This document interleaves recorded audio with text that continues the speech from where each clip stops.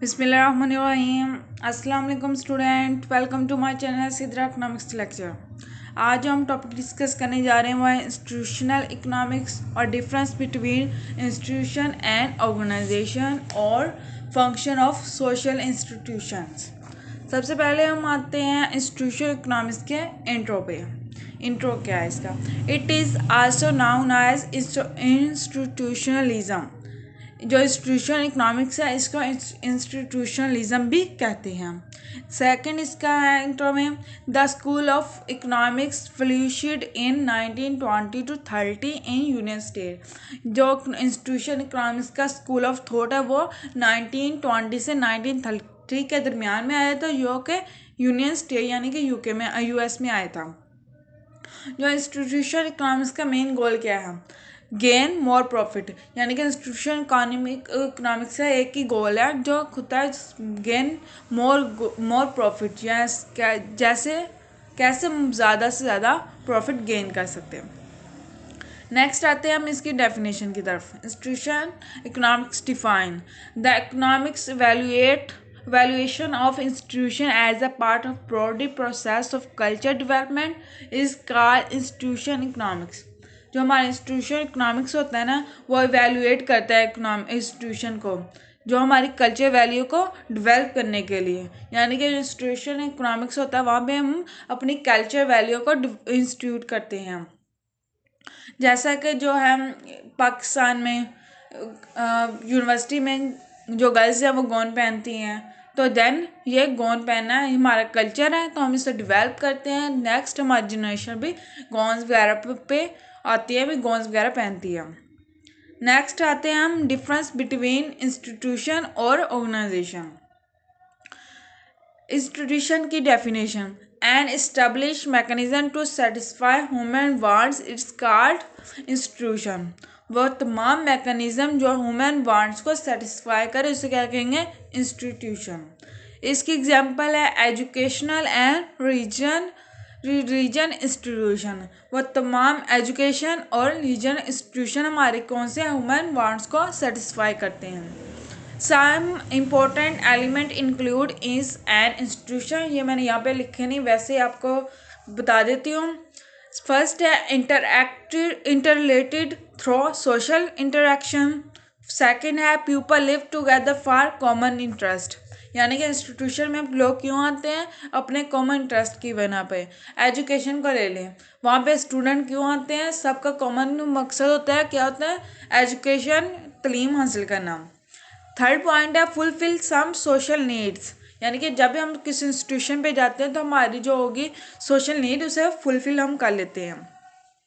इसके बाद होता है ओनली फॉर पब्लिक सर्विस, जो होता है इंस्टीट्यूशन वो पब्लिक सर्विस के लिए इस्तेमाल होता है।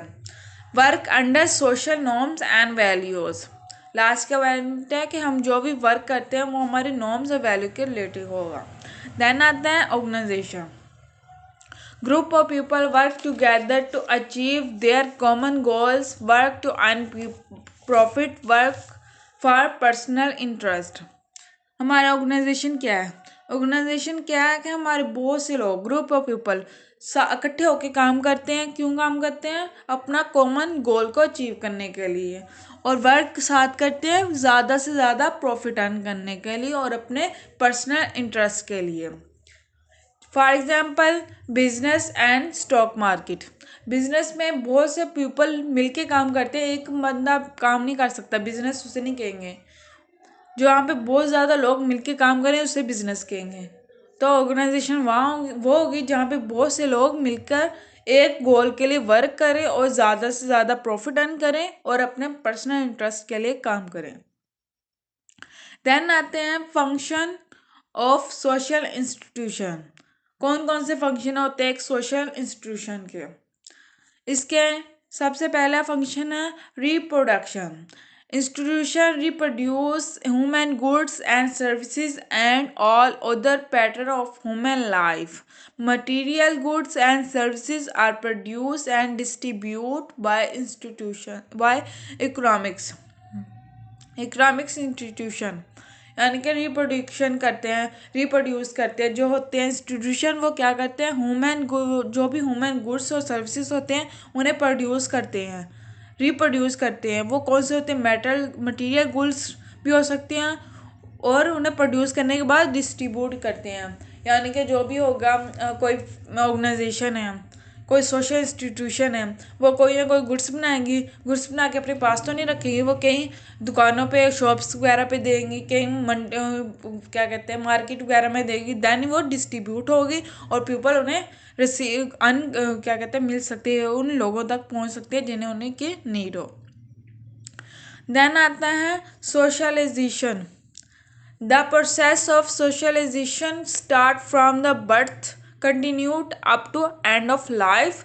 The learning of the way life is socially grouped is called socialism. Socialism simply ये है कि हम जो भी हमारा माहौल हो, हम उससे कुछ ना कुछ सीखते हैं।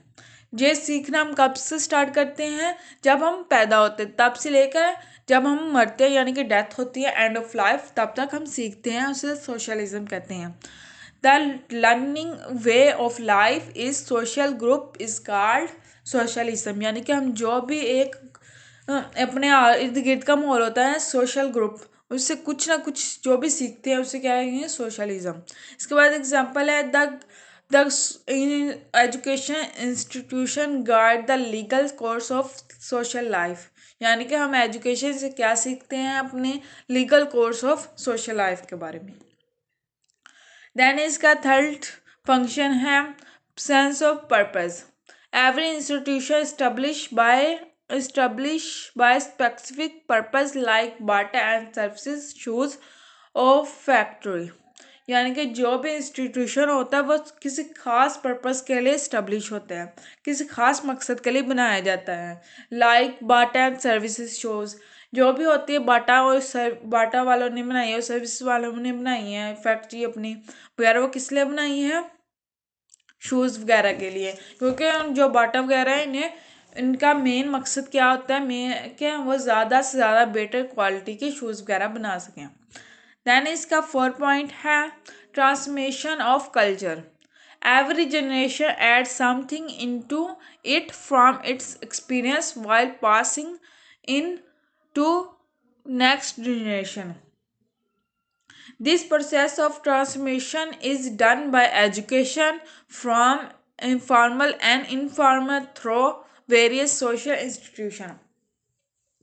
ट्रांसमिशन ऑफ कल्चर ये है कि हमारी जो जनरेशन होती है, जो एवरी जनरेशन, जो भी पिछली जनरेशन होती है, वो कुछ ना कुछ अपने एक्सपीरियंस से कुछ ना कुछ अगली जनरेशन को देती है, अपनी नॉर्म्स वैल्यूज़ वगैरह देती है। किसके थ्रू देती है, एजुकेशन के थ्रू, फॉर्मल और इनफॉर्मल दोनों तरह से देती है।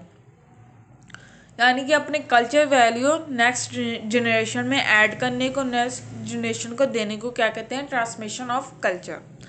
इसका लास्ट पॉइंट है personality develop. Institution shape the personality of individual. Personality is not a biological process. यानी कि जो भी हम जिस भी इंस्टीट्यूशन में जाते हैं, कोई भी काम करते हैं, कुछ भी सीखते हैं, उनसे हमारी जो पर्सनैलिटी होती है वो क्या होती है, डेवलप होती है। जहाँ से हम कुछ ना कुछ सीखेंगे, देन हमारी जो पर्सनैलिटी होगी, जहाँ जो शख्स होगा वो क्या होगा, डेवलप हो जाएगा, वो और बेटर हो जाएगा। देन क्या है, जो हम जिस भी इंस्टीट्यूशन में जाते हैं उससे कुछ ना कुछ डेवलप करते हैं और कुछ ना कुछ इंस्पायर होते हैं। Thank you so much. Please like my video and share, subscribe my channel. Thank you so much.